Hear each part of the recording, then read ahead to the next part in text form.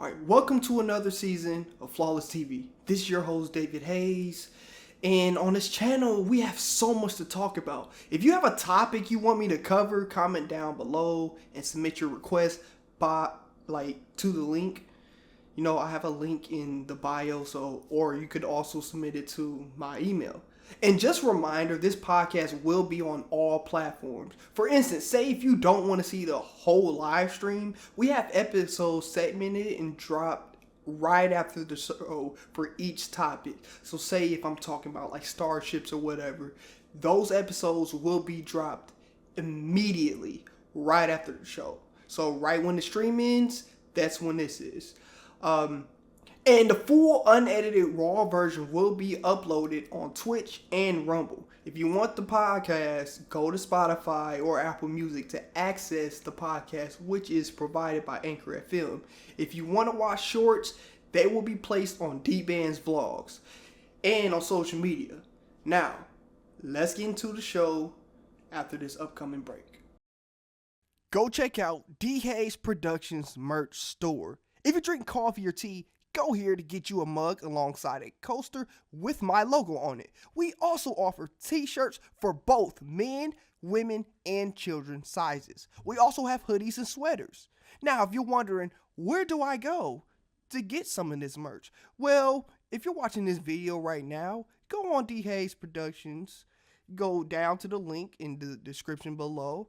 You'll click on the link, which will direct you to the store. And you'll see all the options on the website. Go purchase you some merch and support the movement. Now back to your regularly scheduled program. Alright guys, welcome back. And let's get straight to topic 1, which is the MCU Phase 4 and 5. And we're going to start with Ironheart, my reaction and my rating to Ironheart. So as you see, these are the Rotten Tomatoes. And the critics, they pretty much liked it a little bit, and fans didn't either. But let's say, before I get my review, actually, matter of fact, I'm going to give my review first. When it comes to Ironheart, I had low expectations for it based on how it was promoted and handled throughout the year. There was barely any promotion on Marvel's end. It seems like they were hiding the project. Now, I know this seems like a repetitive thing because a lot of people have been saying that too. But here's the thing. When it comes to the marketing for this film, there was barely any. It should have been promoted more throughout 2024 and 2025. We're just like Wonder Man, we're just now seeing Wonder Man trailers, even though there should have been a Wonder Man trailer back in May. But I know there's things behind the scene that go on, like payments and studios, and you can't specifically push things out without proper clearances. Now, not a lot of people on YouTube, barely any YouTubers are going to say this due to the fact that they don't have barely any studio connection. I do. So, when it comes to Ironheart, my rating was a 4 out of 10 due to the fact that sometimes the editing and the pacing was very off. The dialogue was kind of bland, and it was weird because people don't talk like that. It's 2025, and based on this was filmed 2022, 2023, and then the reason why it was late was due to the strikes and all of that was going on and the funding for the film. So there was probably like 2 or 3 days of reshoots, but that was due to the strikes and other stuff, and they wanted a different vision for it. And reshoots aren't always bad. I hate that people just sit there and say, oh shoot, there's reshoots, that means the movie's gonna flop. No, that tells me you know nothing about filmmaking and you need to shut up. You're overreacting over nothing. Ironheart, I don't think it's a good film. It had some moments, but there was a lot of cringe in there. Just the crew and the way Riri interacted, it barely looked like it didn't seem like they had any chemistry. You know, the chemistry was off. The story was kind of off and contradictory. And if you haven't watched it, you can turn this off and go watch it because I'm about to get into spoilers. When it comes to Obadiah Stane's son, I like that reveal, his character arc in the future. I'm definitely going to get into that soon. He's definitely going to be a major player in the upcoming film.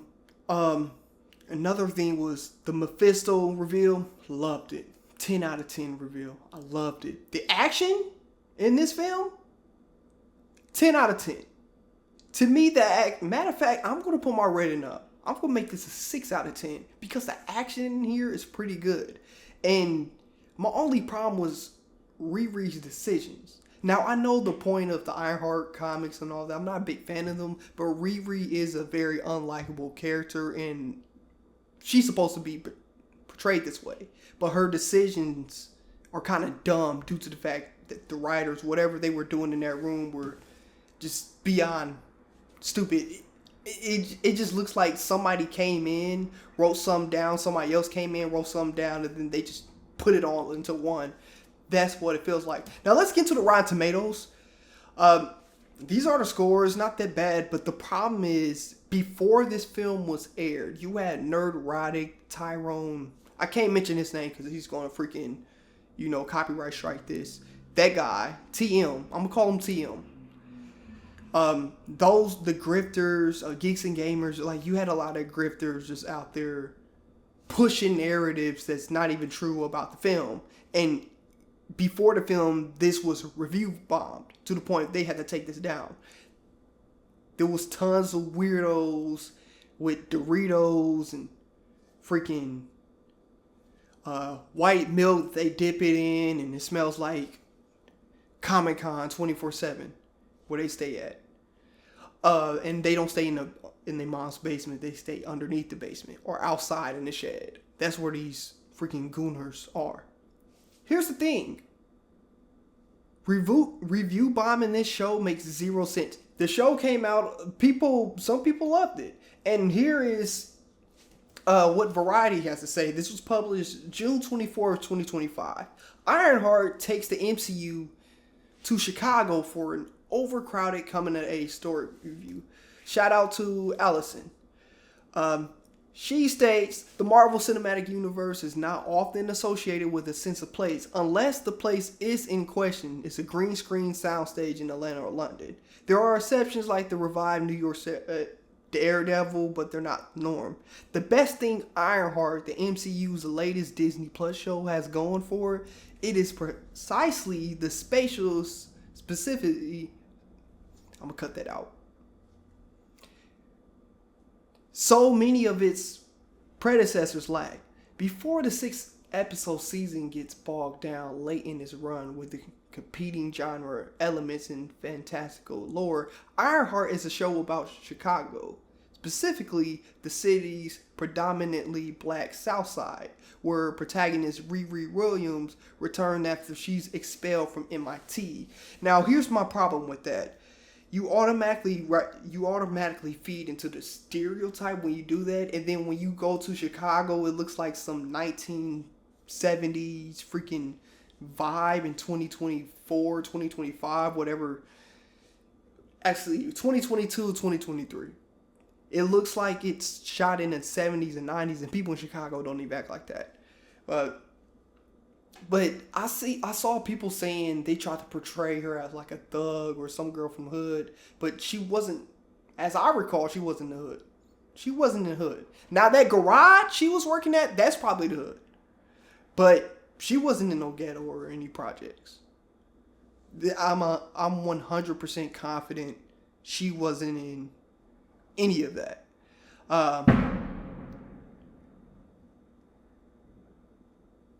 Riri was first introduced in a handful of scenes of Black Panther, Wakanda Forever, in the film equivalent of what TV nerds would call a backdoor pilot, smuggling a trial balloon for a new series between episodes of an established one. It was a less than ideal way to set up the protagonist of a new show 2.5 years down the line.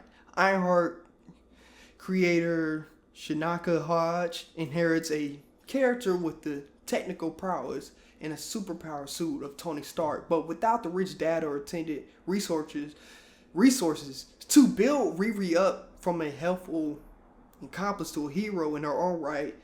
Hodge double down, and Riri gets booted from MIT for selling. You guys pretty much know the rest of this. But this is pretty much what Variety had to say. You got the link to the full article will be in my bio. And yeah, this show was a 6 out of 10, and I would now give my full MCU phase 4 through 5 TV show ratings. Alright? I have Loki at number 1. Alright, let's get this. TV show ratings. I have Loki at number 1. I have WandaVision at number 2. I have Moon Knight at number 3. Then at number 4, I have Daredevil, Born Again. Then after that, I have Falcon and the Winter Soldier. Then number 6, I have Agatha All Along. Number 7, I have Hawkeye. Number 8, I have She-Hulk. Number 9, I have Miss Marvel. Number 10, I have Secret Invasion. Number 11, I have Echo. Number 12, I have Ironheart. Now, some of you will be like, what happened to What If? I'm not counting that at all. I don't like What If at all. I have it at 2 out of 10. There's like no good episodes to me. There's barely any. They were very cringe. And season 1 was okay. So, and I don't consider that canon. I hate that they tried to consider that canon. Just make that its own separate thing. Just keep that. Alright, cut that out. Alright, just make that its own separate thing and just keep that there. Yeah. And all of those ratings, just because Ironheart or Echo is down, doesn't mean it's trash. I literally have it, like, my lowest rating is a 6. The MCU had great TV shows, great product. Despite what the critics and these grifters have been saying, the MCU has been letting out great product. There's no way anybody's going to tell me Moon Knight is trash. I've watched some reviews and there's no way someone's going to convince me that show was terrible. Now the ending and the hippo lady, okay, now that was kind of weird. But that fits in line with what the story they were telling. There was no way to write Moon Knight. None of the comics did well. This show did describe the character way better than what the comics did. Just my opinion. And any animated cartoon, because I know these grifters and these weird nerds online will say the animated cartoons are always on point with these characters. But Moon Knight was not represented as good in the Spider-Man TV series. He wasn't. So that's my opinion on the MCU Phase 4 through 5 TV show ratings. WandaVision was great. Daredevil Born Again was great.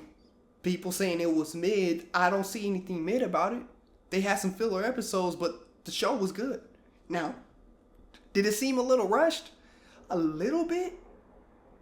But that doesn't take away from the great cinematography, the great CGI of the show, the character development, how these characters grew within the years. Just saying. What say you? What are your thoughts on this? Comment down below.